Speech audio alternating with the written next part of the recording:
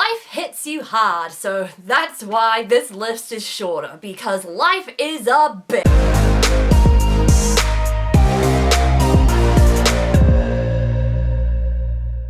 Hey guys, it's Amy here, back again with another video. So, it's been a while, and I am so sorry about it. A lot has happened in my nearly month of absence. I can't believe it has been that long since I posted a video. I was doing so well as well. I think I posted a video every day for a year, and then as soon as September hit, which was literally like 1 year since I posted like a video every single week and was able to do it like that was when everything hit the fan. Literally the very week that I was going to catch up on everything because life got so hectic, I got sick. So I kind of decided to prolong it a little bit, also to try and get my voice to recover.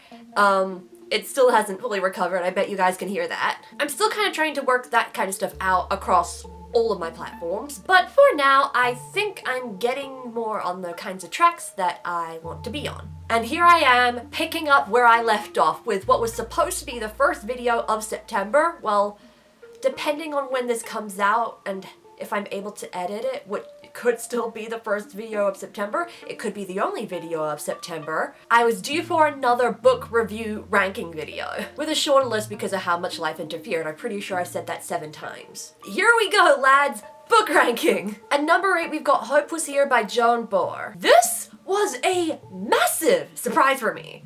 This was a novel that I first read during high school when I was about 14 years old, and it was overdue for a reread. Now I wonder why I liked it so much. I did not realize how much was wrong with it. The biggest part of it being a main character. She was as deep as a petri dish, had about as much agency as a remote-controlled car, and the story wasn't even about her. She didn't change, and was just a spectator to the people all around her who were changing. Not because of her. This is not one of those kinds of Paddington-style plots. She did nothing but watch. Hope was playing God and playing God badly. Thus, the quality of this book went down the toilet. Number 7 is Vigil by Angela Slater. The world of Vigil was both fascinating and boring at the same time. I like the way that common mythological creatures were included in the world, but I didn't like the way that they were included in the plot, which was boring. And the characters too. This was probably the most disappointing book that I had read during this period. Because looking back on the events that happened throughout the novel, the only significant thing, I'd say, that changed to the main character was that she started dating. When you read a fantasy novel and get the first quarter of a romance novel as the result of development, you know something's up. Number 6 is Evalene's Number by Bethany Atazadeh. We have a good plot, minus maybe the ending and how easily things were resolved. But the characters, they didn't have it at all. What pisses me off the most about the main character is the ending. She was given credit for not impacting the novel that much, and then at the end of it, she was put on a pedestal. I hate when this happens! I'm not saying she didn't have agency.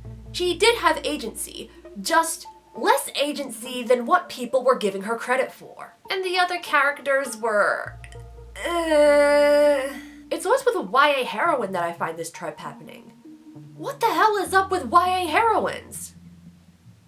That kind of sounds like I'm talking about the drug, but I'm not. Number 5 is The Poppy War by R.F. Kuang. This one is a very interesting addition to this list, and it's a perspective that I have never really had. It has nothing to do with the actual content. A lot of this content was really good and really engaging. Objectively, it is worth 5 stars.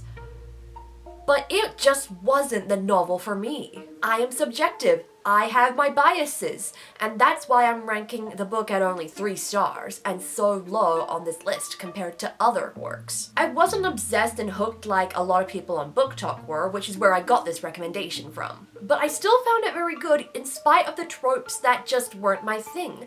This would probably be the only novel that I would recommend to people that I haven't liked. Because reading it, I know there's going to be people out there who would love this, but I'm just not one of those people. So I'm gonna respect that opinion of yours as long as you're able to respect mine. Number 4 is Love, Aubrey by Suzanne LaFleur. This was the first book that made me cry.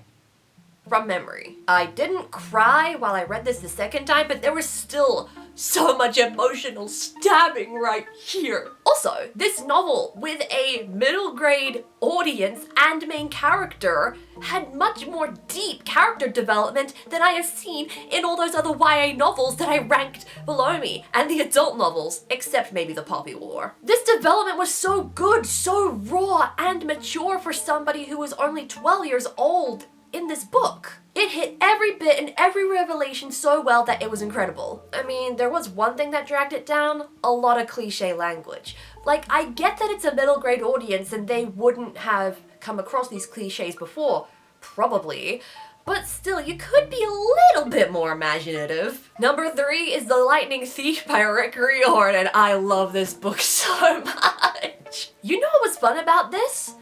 I had genuinely forgotten why this series, out of every book series that I had read at that age, got me into creative writing. Oh boy, I found so much! The characters, the plot, everything was so freaking good! I could see so much of my own writing style in this book as well because it was one of my major influences to start writing. When I was a kid, this was my least favorite Rick Riordan book for a while, but reading it now, why was it? It was so much fun. It was so great to read along to, even when I knew nearly everything that happened. There were a couple of bits I've forgotten because it's been like 10 years since I read it, but even so. I didn't give it 5 stars because of where the foreshadowing was placed though. That could have been a little bit better. But 4.5 stars is still incredible, Mr. Riordan. Number 2 is Behind the Throne by KB Wagers. You guys, this is such a good one. Why aren't more people talking about this novel? And it's the first sci-fi novel that I fully liked.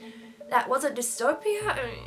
I don't entirely know where dystopia falls into the sci-fi, but for proper sci-fi, this is my favorite one so far. It's feminist sci-fi at its greatest, the world building, the way that technology was input into a planetary political war. And it didn't boggle my head. A lot of other sci-fi based stuff that I have read or watched, they had little bits of technology that I couldn't quite comprehend how they worked or why this stuff was being explained. But I was able to get it in this novel. It knows how to put story and characters first. Plus, I love the Hindu influences on the culture here in the Indian Empire. Number 1 is False Idols by John Hollins. Didn't I rate its predecessor first in the last book ranking? Yes, I did. Do you have a problem with that? Just goes to show that this series is consistent. This has basically everything the first book in the Dragonlord series has, and more. Characters finding each other again and growing in new ways. Worlds and political situations being built and explored. Good action, and a sick plot twist at the end. It still shakes me to this day and I read it like 2 months ago. Keep in mind, I haven't read the last book in this series yet, since I have written the script and filmed this video.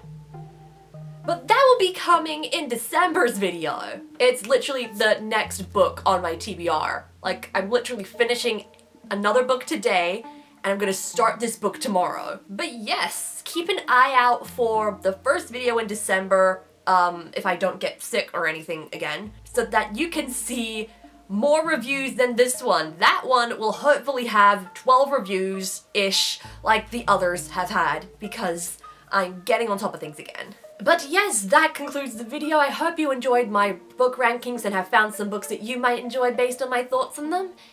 If you did enjoy this video, give it a thumbs up and subscribe if you are new around here. You can ring that bell to find out when I post more creative content. Get yourself a copy of ASTER'S CODA Exposure as well. It's good! Get it now in the description, available in ebook and paperback. Follow this portal fantasy as Abby Tacker discovers the 3 worlds and her place in it. And don't forget to check in the description for my Instagram, my Fiverr, my TikTok, and my website. Stay creative, everybody, and I'll be seeing you in the next video.